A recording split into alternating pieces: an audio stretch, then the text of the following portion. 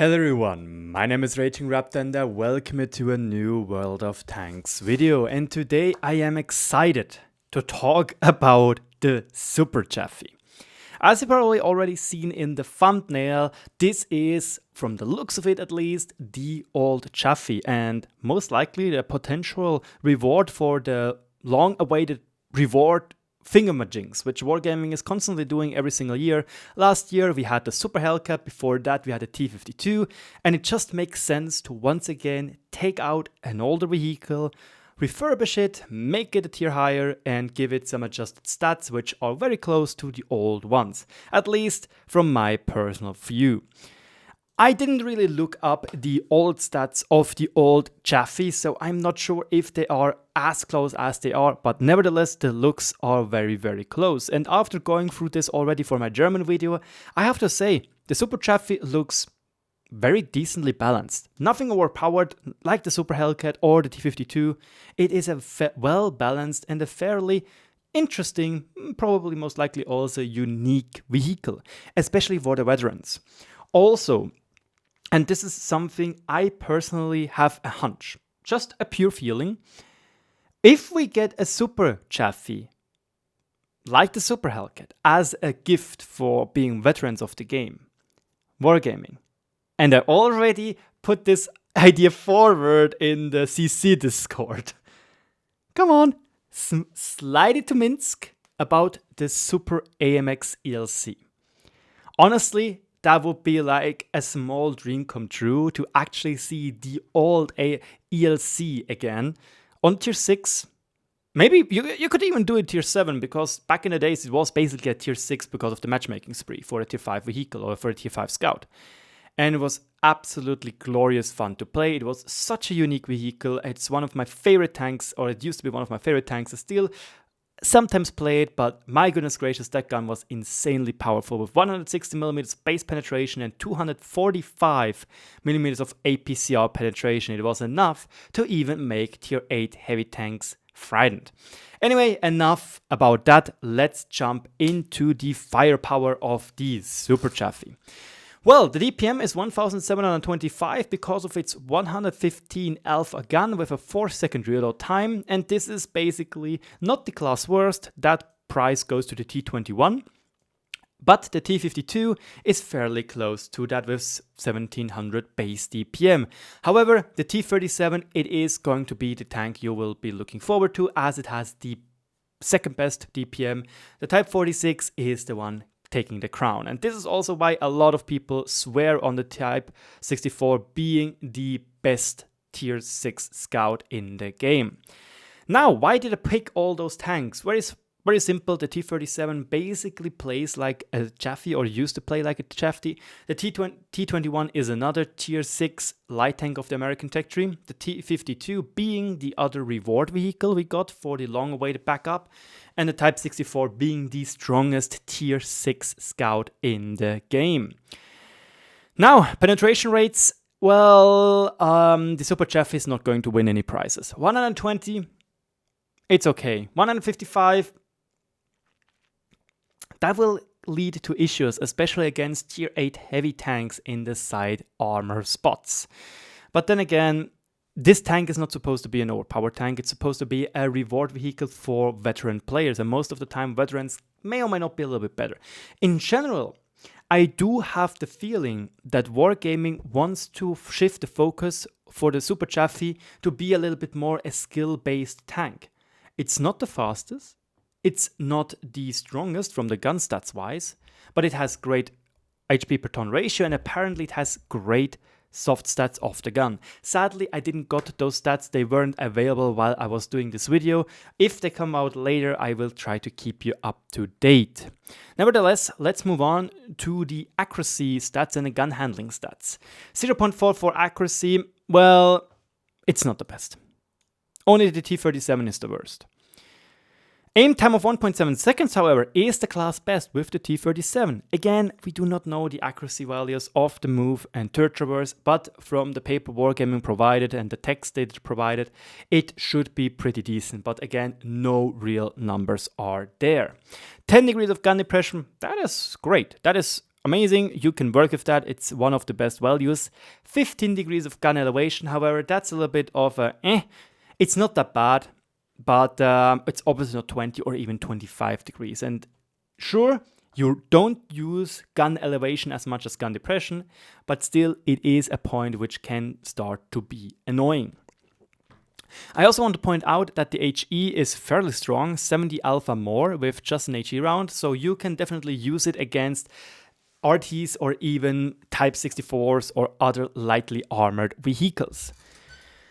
Well, turret traverse 39 degrees per second, it's not that bad, but it is second worst of the bunch right here, only the Type 64 being the worst one with 36 degrees per second. The whole traverse 46 degrees is also very decent, but again, this time it is classed worst being, and with the crown going to the T21. Now, this is the biggest issue, and this is what I was talking before when I was talking about the Super Chaffee maybe being a more skill-based vehicle. Your top speed is only 56 kph. For a scout, this is absolutely trash, you know? 21 reverse, it's not good either. You can see it with the values. 65 top, 65 top, 72 top. 22 is backwards, 23 and 23 backwards. Only the T21 being similar to that one. But what comes? Specific power, 28.7 ton HP per ton.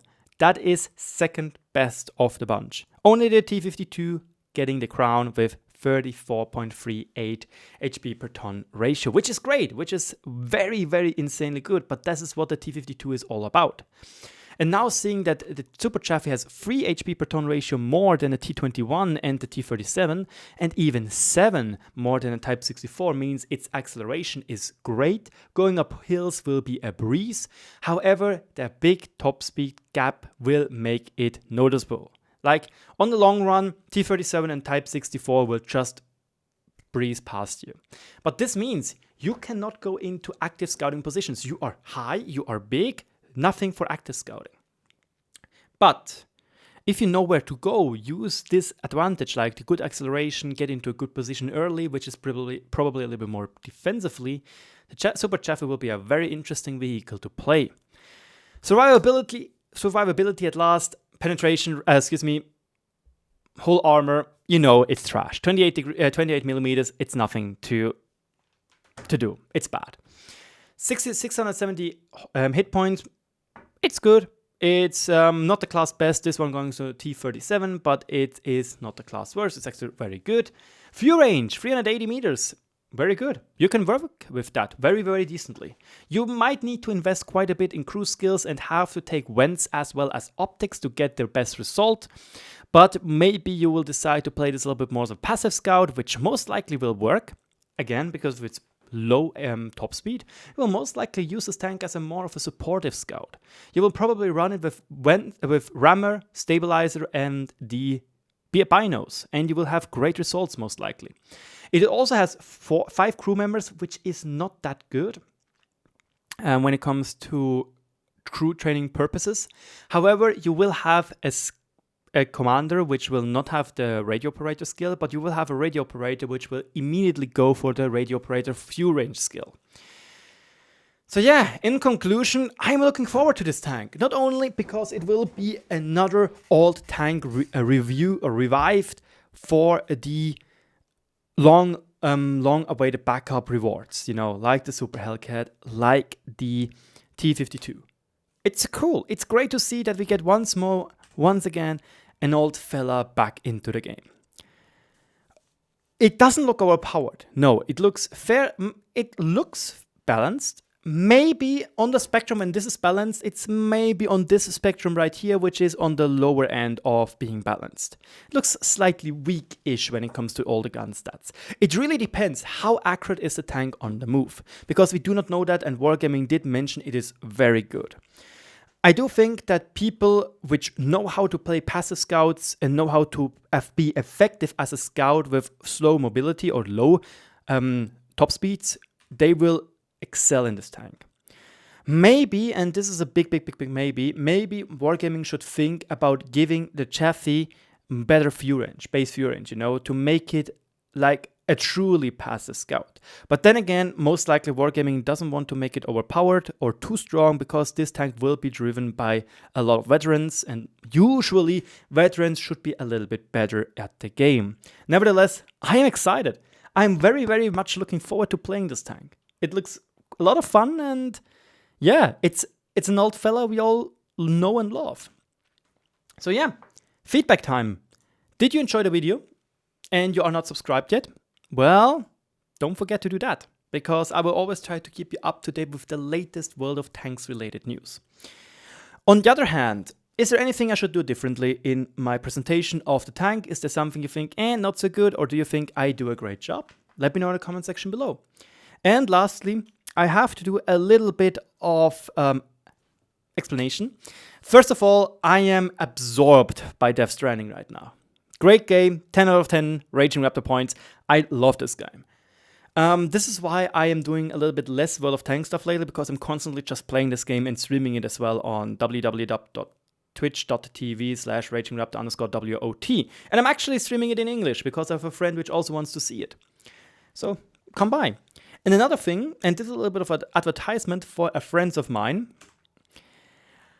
I did a video with some friends. Yes, it is in German, but it has a lot of B-roll footage. So if you are fans of Goonzsquad and you don't mind people talking in German and just want to see a car getting refurbished, having its engine taken out, having its interior being changed again and made clean, check them out. They're a super small YouTube channel. They are great friends of mine for like more than 10 years.